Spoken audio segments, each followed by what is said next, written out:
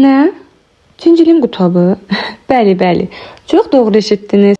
Bilirəm, əziz izləyicilərim, adı biraz qəribə səslənə bilər, amma inanın dadı o qədər möhtəşəmdir ki, və bu qutab növü Gədəbəy ərazisində çox məşhurdur.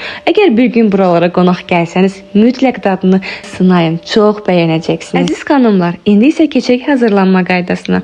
Bizim qutaba gözəl dad verən bitkimiz bax budur. Adına cincilim deyilir. Qutabımızın içliyi üçün aldığımız cincilimləri təmizləyib yaxşıca yuyuruq. Daha sonra üzərinə duz əlavə edərək adı suyunu çıxardacağıq.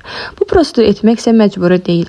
İstəsəniz edə bilərsiniz ki, bu zaman dadı daha yaxşı olur. Amma bunu da nəzərə alın ki, bunu etdikdən sonra onların miqdarı çəkisi çox azalacaqdır. Əgər əlinizdə kifayət qədər cincilim varsa, bunu edə bilərsiniz. Belə xanımlar, göründüyü kimi nə qədər yaşıl çıxdı ki, biz bunu atacağıq. Yerdə qalan cincilimləri isə doğrayırıq. Əgər sizlər bunu etmək istəmədinizsə, o zaman isə təmiz yuduqdan sonra bir müddət aşçısanda gözlədin. Daha sonra isə doğrayarsınız. Bu qədər sadə. Bundan əlavə olaraq biz digər göyərtlərdən də istifadə edirik ki, yaşıl soğan, keşniş və şüyüd buna aiddir. Göyərtlər də eyni qaydada yuyulduqdan sonra yaxşıca qurulanaraq doğranır. Beləliklə doğranmış göyərtiləri şoru və pendiri də əlavə edərək içliyimizi tam hazır edirik. Əziz xanımlar, bu qutabımızın içliyində pendirdən istifadə etmək hissəyə görə dəyişir. Lakin şordan mütləq istifadə edilməlidir. Nəhayət qutabımızın içliyi hazırdır. İndi isə keçirik xəmirini hazırlamağa. Xəmiri üçün unu ələkdən keçirdikdən sonra üzərinə duz və quru maya əlavə edərək sadə bir qutab xəmiri yoğrulur. Burada çox sağ olsun mənə xəmiri yoğurmaqda qaynanam kömək edir.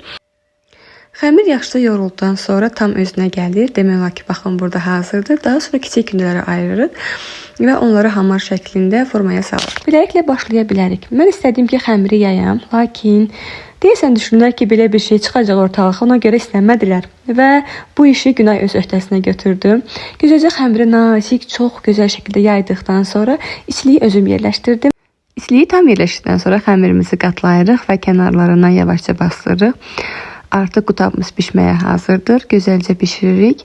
Bişirdikdən sonra isə keçirik yağlamağa. İçərisini istəsəz kərə yağından, mən təbii kənd xamasından istifadə edirəm və belə də dadını çox bəyənirəm. Daha sonra isə üzərinə də müəyyən qədər yağ çəkdikdən sonra artıq qutabımız yeyilməyə hazırdır. Nuş olsun.